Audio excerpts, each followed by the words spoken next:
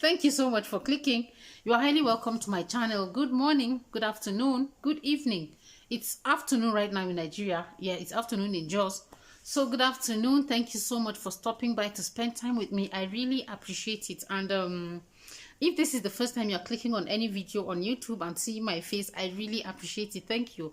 I'd really appreciate it again if you will subscribe to this channel and stay with me. Give me a like so that other people can get to know my channel, and drop a comment. I would really appreciate it. I've come again with my rant. As always, I'm always talking about rants on this channel. I talk about anything that happens in Nigeria, especially to Nigerian women. And guys, it's not easy at all to be a woman in Nigeria, or even to be in Nigeria at the moment. It's as though we wake up in the morning and some people do not sleep. They are just manufacturing bad news. They're just manufacturing bad news. But this particular one is just funny. It's not like I'm not supposed to laugh at this, but frankly speaking, I've gotten to a point where humor is something I use to cope with what is happening around me. You understand that kind of thing? I don't know if anybody lives in a country that is as mal-governed as Nigeria. I've never seen. The country is basically on autopilot. For those of you who, I understand I have a lot of viewers from outside of Nigeria. What kind of stories do you hear coming up from Nigeria? Because for those of us within Nigeria, it is not funny at all. But this particular one, I must talk about it on this channel. You know, this our president. Wallahi, he's actually a president indeed. Hi, God.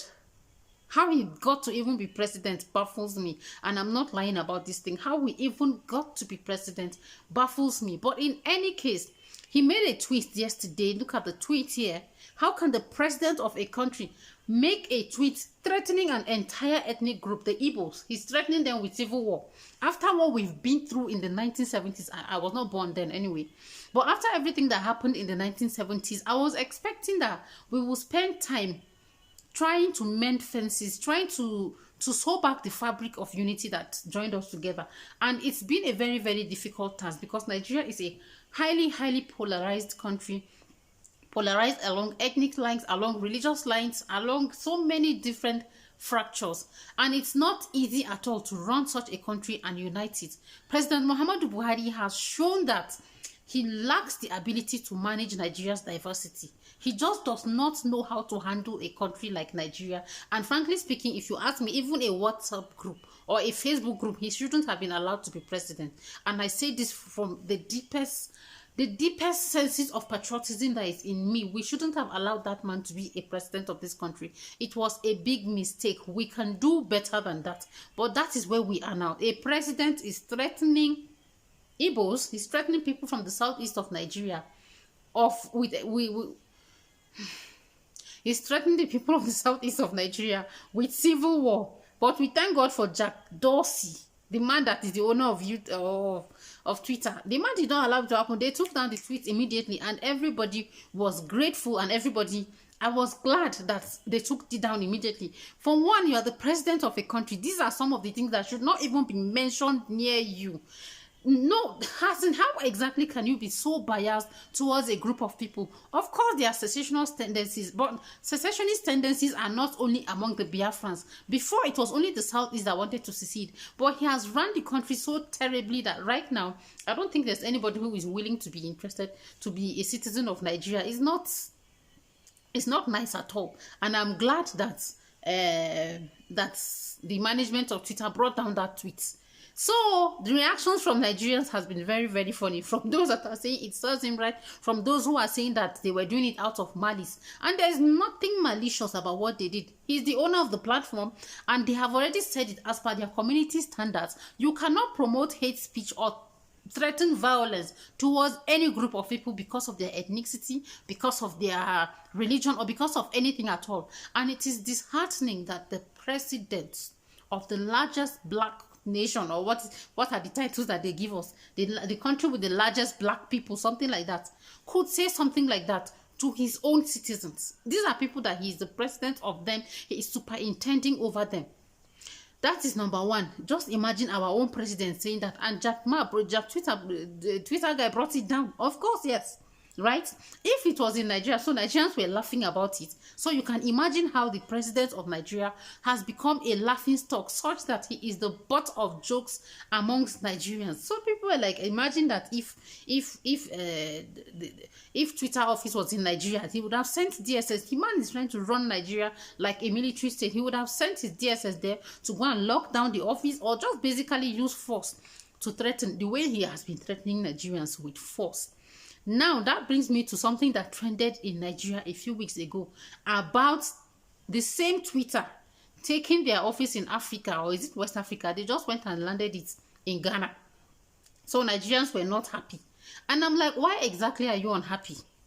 Because this man is a businessman. They are not here to play with you. They are not here to massage your conscience and your ego. Of course, Nigeria is not a secure country.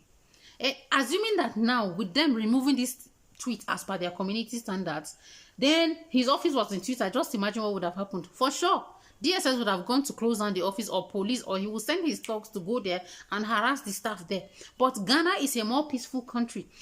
Twitter is like they are the flag bearers of free speech. And as soon as there's something about Nigerian politicians, once they love social media before they enter into office, but as soon as they win any election, they hate social media. And right from the time this President Buhari and his people became president, they've been doing everything in order to bring down social media, to control Nigerians' access to social media. I'm sure that if he could have his way now, we will not be able to have access to Twitter or Facebook or Instagram or anything at all. So as in, oh my God, there's nothing they have not done. Oh no, it's about hate speech, it's about this, it's about that. But basically, it is a way to control Nigerians' access to social media and what Nigerians have the ability to tell the world. A few weeks ago, it was NSAS, and I made a video on NSAS. You can check among my videos. You are going to see the 2 videos I made about NSAS, and if the presidency could have had his way in Nigeria,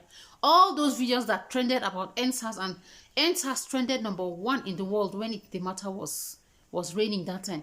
If the presidency could have had their way, nobody will know what is happening in Nigeria. All the mass killings that are happening, nobody will know. But because of social media, everybody now knows. And the whole world is aware of the atrocities that is happening in Nigeria. You wake up in the morning in Nigeria, you just wake up now. Now bad news go greet you. It's either they have gone to kill somebody, or the government has done something terrible. Something as terrible as that they want to change the name of Nigeria. I reject bad thing in Jesus' name in my life. I want to change Nigeria's name to United African Republic. So imagine the House of Assembly, they did not even have the guts to throw away such a nasty bill. That is not going to change anything. Of all the problems bedeviling Nigeria, the name Nigeria itself is not a problem. Yes, it is smeared with a lot of things, and we really need to do a lot of image laundering and damage control. But see, you cannot, I don't even know, God, there's so much inside of me that I want to say, but I don't want this video to be too long. The problem of Nigeria is not its name. The name of Nigeria actually carries clout as far as I'm concerned. As long as the governance is terrible, as long as the people do not do what is right, and I've always ranted about it on my channel, about citizens' responsibility. As long as the average Nigerian is not seen as somebody who should be trusted, then if you like, change it to Republic of Heaven or Republics of whatever it is. You can change it to Republic of Utopia, no matter the name you give it. People are not going to be deceived. So for one, I do not believe that the name of Nigeria should be changed. I like the name Nigeria actually, but we must learn to do things the right way. Unless you do things the right way, nothing is going to change. And that is one of the reasons why I can't bring myself to add my voice to the Biafran agitation, because I went to a unity school in Nigeria, and where I schooled, I saw everybody like my sister. All of us were girls, and including people who are from the southeastern part of Nigeria. They are the people that today prefer to be called Biafrans. I can't bring myself to add my voice and say, let the Biafrans go and form their own country. I prefer to join my voice and say, let us build a stronger and more vibrant Nigeria based upon the foundations of equity, good conscience, and that's a better thing to do. Sorry, you guys, today I just felt like I had to really rant about this thing.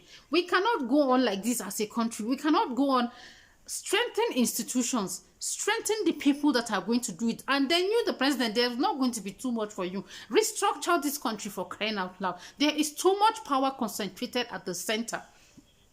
But man, sometimes I think like I just, on my channel is a place for me. I'm going to feel better after I've said all this one now like this, because I feel very incapacitated as a citizen. I've been going to all their constitutional review stories, but man, I feel like they're just doing it. It's a charade.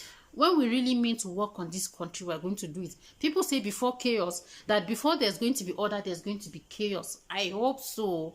I hope so, because the way this country is going now, now real what I fear for my city, my children. And honestly speaking, if I could afford it, I would leave. Let me just not lie now. There's so many terrible stories, assassinations, killings, both the rich and the poor. Nobody is safe. It is an achievement to go out of your house and come back in one piece in Nigeria. Not nice. Not nice at all. Thank you all for listening to me and my rant. I don't want this video to be too long. I appreciate all your love. I appreciate all your likes. Support me by subscribing to this channel. Drop me a like, drop me a comment, and I'll see you all in my next one. Bye-bye.